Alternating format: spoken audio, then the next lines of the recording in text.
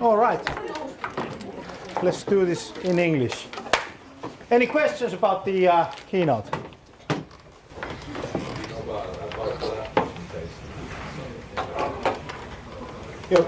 Okay.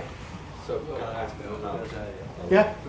So about the Facebook marketing, that's like really valid point these days. But how about in like 5-10 years when our generation, we don't use so much Facebook these days, if I understood correctly. So how does the marketing hold in that place, like after 5-10 years? Generation. Do you use Instagram? Yeah. Yeah. That's the same. That's the same. And I think with Facebook, I'm really big fan of not the Facebook, but the attention that Facebook is giving us. And Instagram and WhatsApp also. And that's all the same.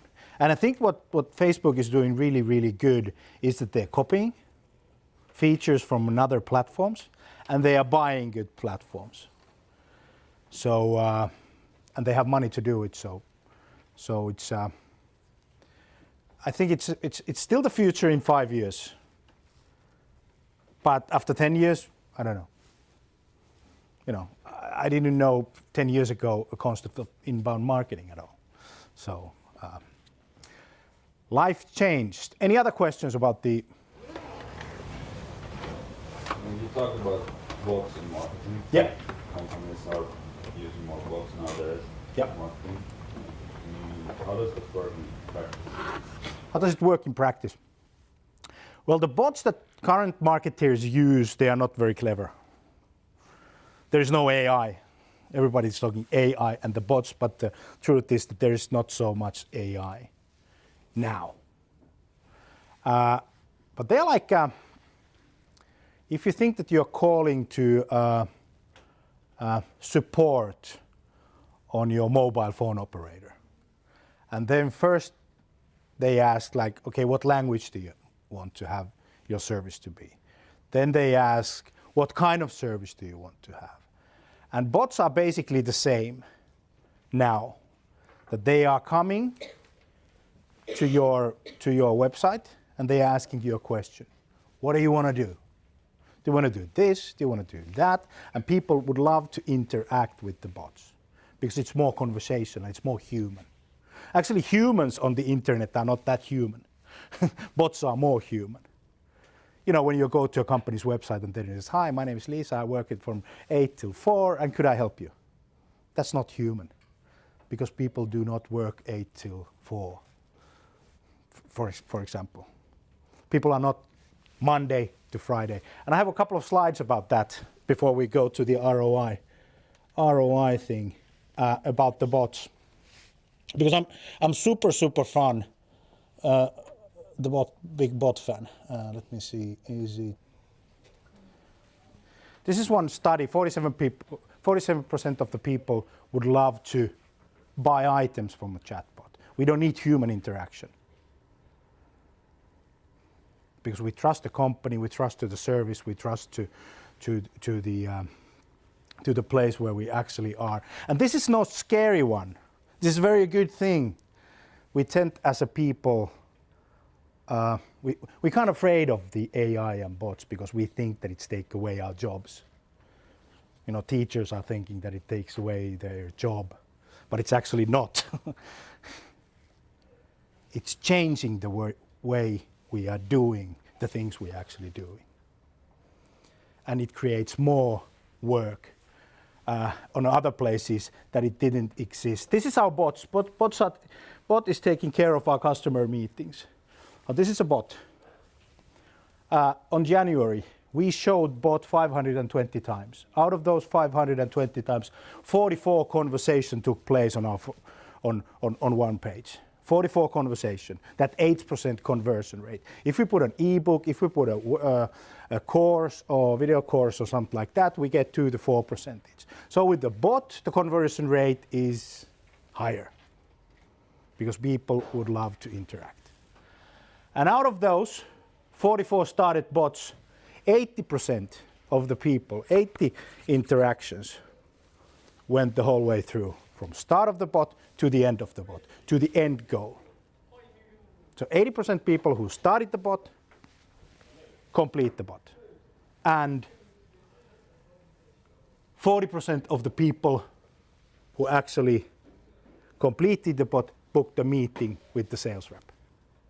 And the meeting is not meeting face to face, it's a meeting online.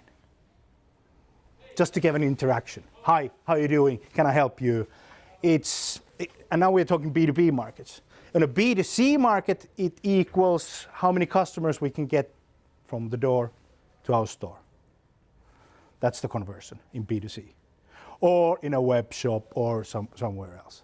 And in a B2B environment, we got 40% of the people who did 100% with the bot booked a meeting with the sales rep.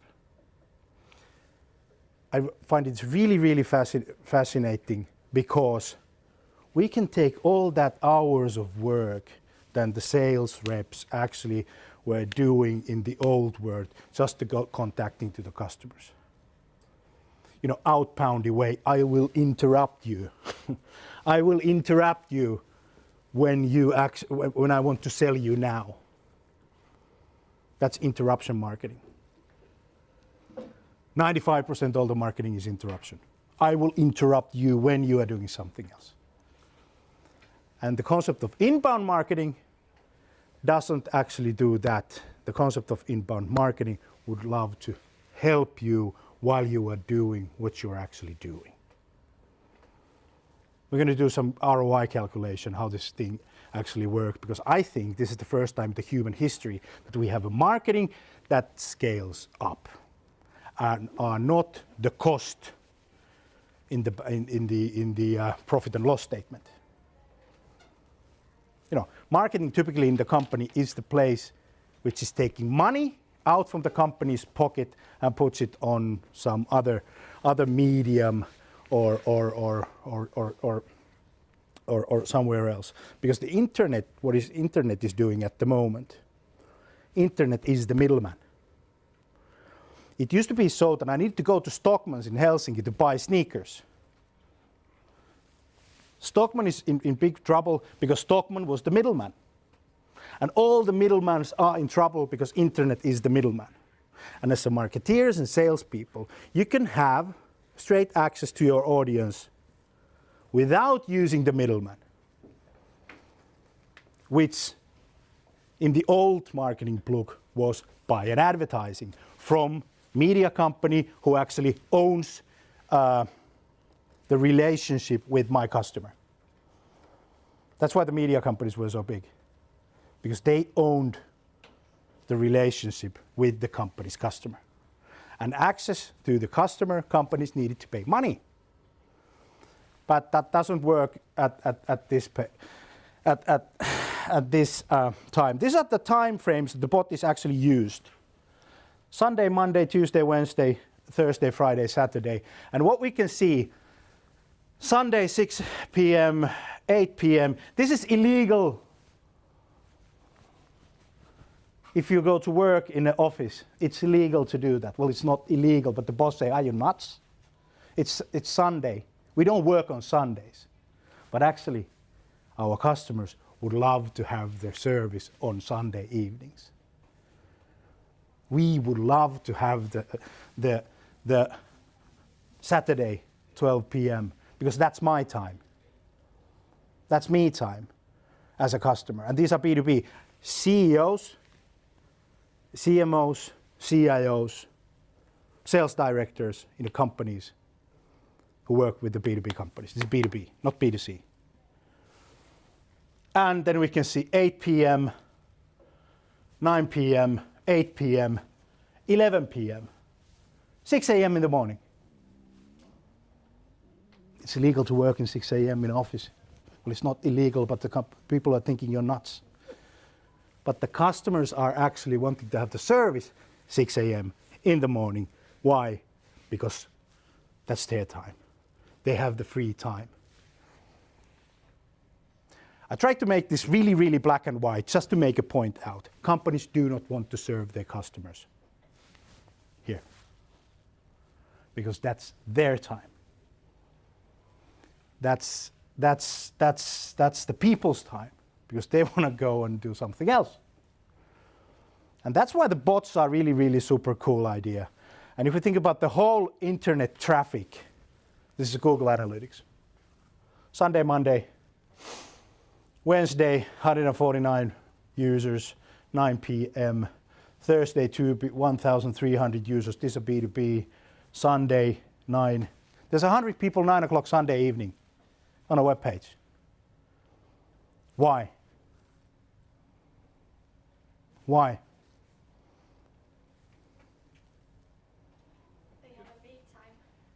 They have a me time. They want to get educated or entertained. 1995. If you go to a bus stop, there were people smoking cigarettes, 23 years ago. Now, the rate of smokers has gone down, which is very good and a healthy thing, but we're like this. And if we do not have anything to do, it used to be so that we smoke a cigar. Now we're like this. We want to get educated or entertained on that free time. And I find this really, really fascinating, because the marketeers do not want to be there, which gives a lot of space for actually companies who will try to grab the attention. Now we calculate the ROI. Any questions about the bots? Still, I'm super fan of it. I love it. I love them. All the AI stuff is really cool. By the way, the AI is not there, but it will be in the future. Are you talking about like chatbots? Yeah, chatbots. Yeah, chatbots. How does it work in a small company that is only working like one people or something? Is it the bots like register the questions and then they answer the questions like automatically, or does it have to be a person behind it? No, you don't have to have a person. You have to have a person who is programming the bot, which takes around about 15 minutes. Set up a bot. This is the bot. We ask a couple of questions and lead you. It's the same thing that B2B. You come to the office, to the store, and then there is a sales guy. Can I help you? Would you like to have this, that, and that? And then the customer can choose. No, I do not want anything. I'm just browsing. Which is 95% of the people who will actually say when you're going to buy a sneakers and there's a sales guy and he comes like, can I help you? You will say, I'm just browsing. I'll ask when I need, and the bot can say, yeah, please do, because I'm here. I'm here down. So you have chatbots, but then you have the teaching bots also that teach the chatbots how to interact. So are they a key thing also in the learning of chatbots, because they always need to develop themselves to be better, having knowledge in the customer needs and etc. So how do you think about the learning bots? Are they great? Oh, that's huge. Great question. I think that that's the future, and because we remember 5 or 6 years when Siri came. It was dumb, didn't understand anything. Google Home came, it was dumb, didn't ask anything, but we constantly kept asking questions, and it constantly kept learning. And now, what happened in January, Apple released the HomePod, which means that we are not longer talking like this, we are talking like this, and somebody is listening. And somebody is constantly learning, and when the time goes, I have a great slide about that. And it's this. It's waitbutwhy.com. Great picture. This is our disordered view of intelligence when we are talking about the AI. If we think about the intelligence curve, there's an ant, bird, chimp, dumb human, and Einstein. A lot of people are between dumb human and Einstein. Average normal people. And when we are looking at the AI intelligence, when the time is going, because the computer power is doubling in 18 months. First, we can say, that adorable, funny robot can do little things. And the computer power is doubling in every 18 months. And this is what's going to happen in 2020, 2021. You know, the ant and the bird, chimp, Einstein and dumb human are pretty close. It's a very good picture to prove this, the curve that is happening with the, and then there is another picture. This is from Mother Jones. If you think about there's a lake and the computer power is doubling in every 18 months, what's going to happen? How fast in years the lake will be full? I don't know, have you seen this? It's hilarious. Because it suddenly, there's a book out now, it's in Finnish, called AI, The Guide for Managers. That was yesterday's Helsingin Sanomat, yesterday's internet was full of because the book came out, and basically the thesis is this: watch out because you're all gonna be screwed. But only if you don't know what is happening in life, what is happening in the world. There are a lot of sales guys who still think that the cold calling is the thing, because I am the hunter, I can do my thing, I can do and sell. It's me. And those stories belong into the time when the companies thought actually that, scaling the sales up will need more sales guys. And this is not the story anymore. Scaling the business up doesn't mean that we hire more sales guys.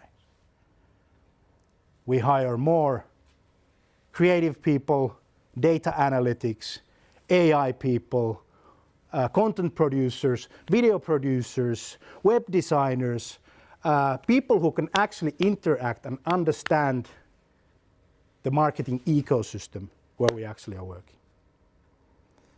And this is one of my points.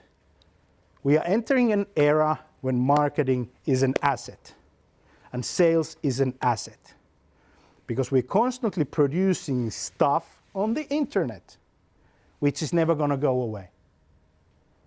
Well, at least in the near seeable future. We are producing content, and the content is there, and the materials that we have put in the internet are still there. People are asking questions from Google, and we'll have the answers there. And that's when we can see that the marketing is starting to scale up. I have a calculation for you. Let's do a bit of math, which is a super cool thing when you actually wanna talk with the CEO. We have a calculation. Sorry, this is in Finnish, but I can explain it in English really easily. A lot of content, and if we calculate the marketing, remember on a keynote that I talked about attention, the leads, and the deals. That's the whole mini course of marketing. Get the attention, get people to your store, and sell something. Of course you need a brand, of course you need 4 Ps, 6 Ps, whatever you need in order to do that. But the mini course of marketing is, look at me, I'm going to sell something to you. And in the hyper competition world,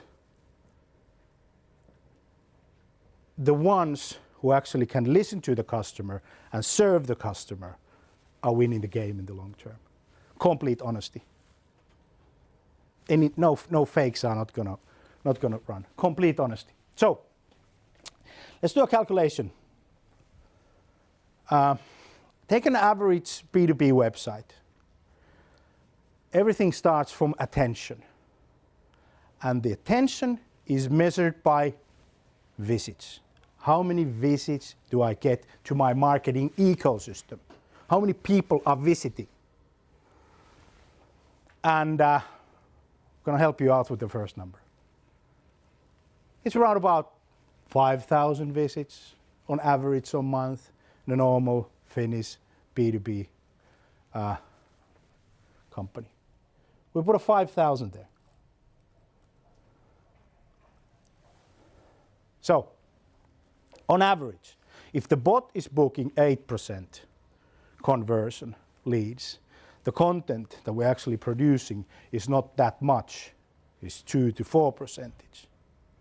So if we think that the average B2B company is getting around about 1% conversion rate, which is the rate that how many visits do I get, how many percentage of leads we are getting, and it's 1%, round about 1%. So out of 5,000, 1% is what? 50. Very good. Let's put 50 there. And if we can target our message to the right people that are actually our customers or potential customers, we will get quality leads. It's simple as that. We get right people into our marketing ecosystem. But I would say let's put 1/3 there as a number. We can change that later. So it means that 30% of the leads that we are actually getting out in from the store's door in a B2B environment can buy. Not everybody can buy. They don't have the money. They are not in the target group. They are just browsing or blah, blah, blah. They can't buy. So we leave 2/3 away and we focus on a 1/3. And then comes the sales, comes the customer support and the sales who are actually selling to those leads. Let's put 1/3. It's the conversion rate, leads to deals. Remember, attention leads to deals. Leads to deals, good leads to deals. 2 are saying no, 1 is saying yes. Pretty average. 30%. And then, if we are calculating by the customer lifetime value, which means how long this customer will be our customer, how many times the customer is purchasing from us during that time. Let's say that you're a lawyer. You're a lawyer. And you get a company to be your customer. And the company is on average 5 years and buys 10,000 euros, which means that it's 50,000 euros. By the way, growth doesn't come by selling. Growth doesn't come by selling. It comes that nobody leaves and then you sell. So the customer happiness is really key issue. Okay, we say that we get 50,000 euros out of the 5-year period, and that's the euro, that's the ROI I'll calculate. This means that if we can turn 1% from the visits to leads, which means that we will have, and 1/3 is good leads, we will have 50 high qualified leads in a month to our company to work for. And we get on average 4.5 customers. And that's 200,000 euros on a lifetime value. Money that is going to come in 5 years period. This is an investment. We are investing something in order to get 200,000 in 5 years. Make sense? But this is really interesting. If we are able to put the conversion rate up using bots, using content, using forms, give me your email address and I will send to you, whatever free sample or whatever you want. And we are able to put this from 1% to 2%. So we get 100 leads. 100 leads over doubles our customer lifetime value in 5 years. It's 450,000 to 200,000. Moving one number, 1%. And that's the conversion rate. And that's why the bot thing is really, really interesting. By the way, there are a lot of CMOs and CEOs and all the management pool who doesn't believe. Who doesn't believe. I have one word. Well, actually 2, 3. This is not religion. Religion is totally different thing. This is science. This is numbers. This is the truth. This is the thing. So if you don't believe, learn. That's why we need you guys when you are going to, working in the companies.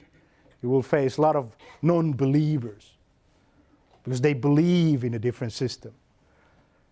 And everybody who says, I don't believe in a business world, which means I don't know. It's equal, I do not know. That's why I have to believe. So that's why the numbers are really issue.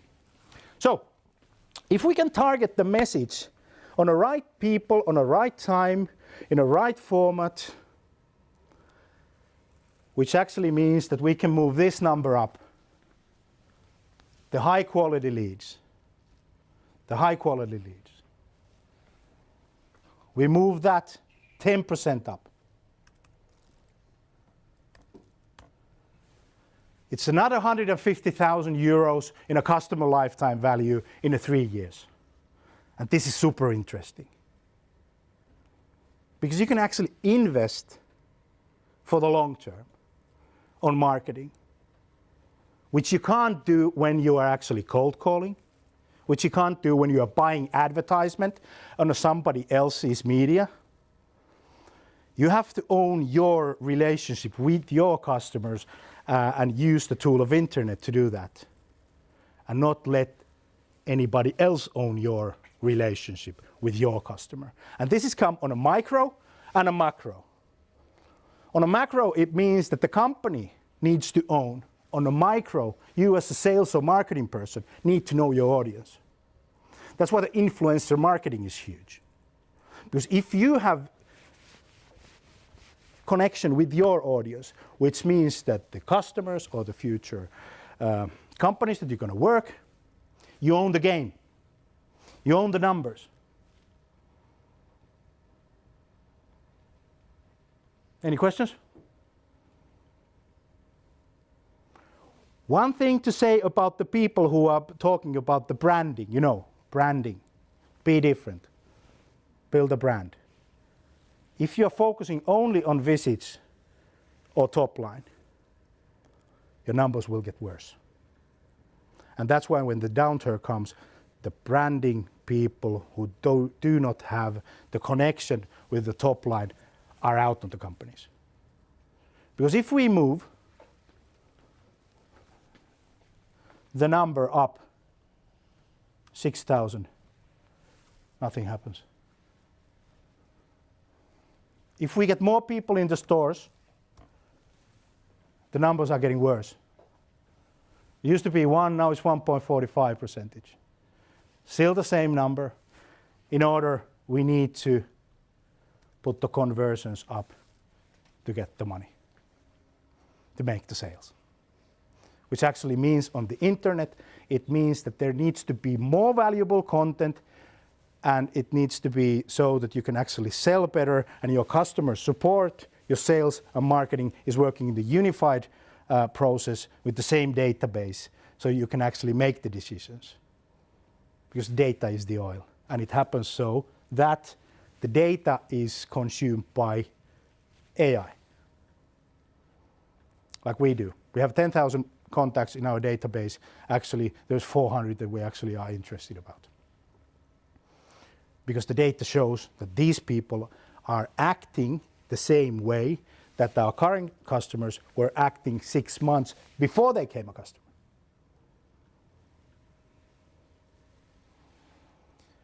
Any questions?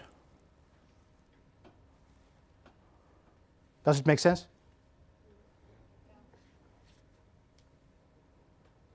If you are raising the attention, you're supposed to get more deals. It's simple as that. If you don't get more deals, you have a problem. And this is something that actually the CEOs and the company owners understand. They understand this. Marketing is supposed to bring food on the table. And money is the thing you can eat. You can buy food with money. With the brand value, you're starving. So everything is about sales. And the sales now is 24/7, 12 months, and 365. Like we so. Let me get back to the picture. This is what I want you to understand. Thanks. This is the users on the internet. Every single slot on a week, even 4 a.m. in the morning, there's people on a B2B environment. 4 a.m., 3 a.m., 2 a.m., Monday to Friday, constantly, there is people. And the question is, are those companies, are you going to serve the people when they are there, or does somebody else is doing it? Actually, any company can choose. Any company can choose whether they are serving the customer or not. Like I point out in the keynote, is that it's really easy to say, yes, I would love to serve. But then the question is, would you invest the time and money? Then it's complicated. It's really different. Any questions? How much do if I would have a business that involves around the internet, and I would like only have me working there? How much does a chatbot cost? Like, would it be possible for me as a, like, for example, startup with no money to have a chatbot to help me? You can have chat for free and a chatbot for 50 euros. Okay. The prices are going down, the technology is going up, and that's a very good thing. But what we found out that there is no simple solution to a complicated problem. With the bots, yes, we can serve the customers 24/7, 365, no problem. But we have to program the bots, and we have to learn how the people are actually wanting to interact with the content. And we realize that if we are going general, we'll try to fit the bot to everybody. We hit the wall because people are different. And we need to be understanding different buyer personas. How would you like to be served? And how would you like to be served? And then group people, that there are people like you, there are people like you, there are people like you, and we will serve you on the places that you, and that's actually a learning curve, and the learning doesn't apply like this. You don't learn by reading a tweet.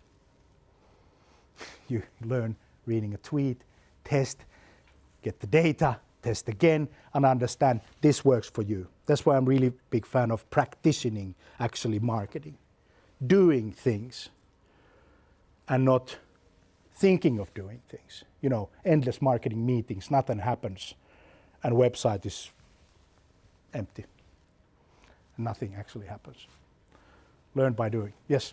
When you said about owning the customers, so are you saying that the paid media advertisements are becoming like pointless, or just that it shouldn't be the only way?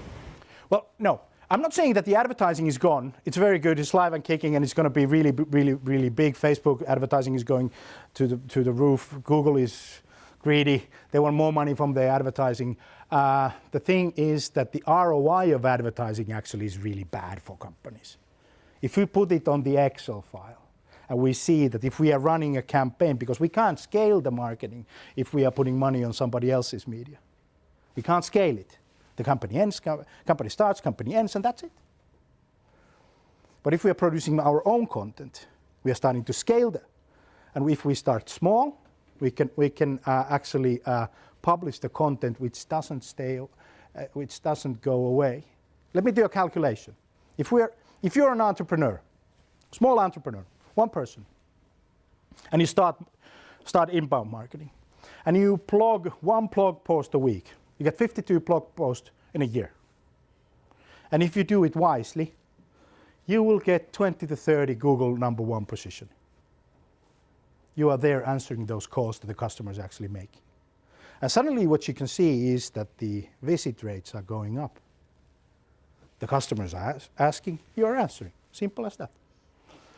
You do it for 2 years, you get 104. And so it goes. One blog post a week. If you want to accelerate, you will do 2, you will do 3, you will invest on video, you will invest in different types of content. And then when you have the content stack, every investment that you have put, all the money that you have put, it's on that stack, and that stack is an asset. It could cost you 4 hours to do a one blog, which actually is 200 and something hours in a year. But that investment are putting money in your pocket the next year and the next year and the next year, and then the ROI is actually going up. The investment is going up, the ROI rates are going up. And this is the way we need to think about marketing. Because if we reverse engineer that, we go back from those numbers, we can know actually what we're actually doing. How many pieces of information and content for the people every single week for the long period of time. And then it scales up. And when it scales up, it's unstoppable. It's unstoppable. Because we are there when the customer is asking a question. And we are trying to help every single time. Any other questions before we wrap up? Yeah, just quickly. I'm probably going to go with this lady here. This seems like it works in a global sense, international sense, corporate companies, maybe on startup companies and smaller companies. This actually seems like an introduction to the bots, and I would actually like to find kind of more information, like other workshops or study courses to kind of read into this more. Recommend some places to go, or information we can go and research ourselves. When you leave, maybe we forget this, and it sounds quite good. Yeah. There is a guy called Paul Reuter, owns a PR inbound agency in the US, and he started this new company called Marketing Intelligence, Marketing AI Intelligence. Really cool stuff on there about but we can tweet that and send that link. It's a Marketing Intelligence Institute. If you Google it, you suppose Paul Reuter, PR 2020. It's the agency. HubSpot blog is really cool. I'm just going to make a list of it. So yeah. HubSpot blog is a very good, and just Google it. Did you say Paul Reuter? Paul Reuter, Roetzer, Reuter. Written a couple of books and marketing AI, did you say? Yeah, marketing. Yeah, I think it's marketing intelligence, marketing AI. I always Google it by Paul Reuter, and then if I wanna, and of course I follow them on the social media. And by the way, very good place is the social media search field. If you go to Twitter and you search, you will find the answers.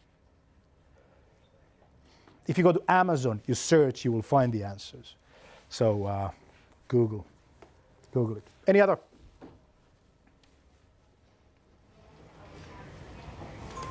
YouTube or Facebook Yeah. marketing? Excuse me? Which one do you prefer if you have to choose, YouTube or Facebook? Bot or Facebook? Yeah, bot marketing. Bot marketing or Facebook? I would put bot on Facebook. On a messenger. Okay. Chat fuel. Okay. 30 euros a month. Very efficient. Because you get all the people on your Facebook page, there's a bot who is saying hi to your audience. I think it's not either, it's combined, yeah. Just for future reference, people that can program these bots quite easy to find. Helsinki, for example. No, because people are afraid of the machines. They don't want to touch it. Because they think they lose it. It's like taking a camera and people think it will take your soul away. But this is the level that we are at the moment, now. Because people want people to do the job still. They're really, really afraid of learning new skills and new things. There was a study, I think it was Denmark. The robotization and AI took away 100,000 jobs and created 150,000 more. So there will be a lot of work. There will be a lot of work. Unfortunately, it's not the same work that we used to do. It's different type of work. And actually, what would you do if you have more free time in sales and marketing? What would you spend that time to? Developing? Definitely. Any other? Come on, it's supposed to be a no-brainer. Learning, research, fun, Moving with technology. Purpose of the business is what? making money, What? making money. Do what you want to do. Because that's not purpose of the business. Used to be a famous managing consultant called Peter Drucker says the purpose of the business is to create customer. The purpose of the business is to create customer. So if the purpose of the business is to create customer, you have more free time. What it'll do? Yeah, you serve your customers more. Excellent. Thanks very much for the time.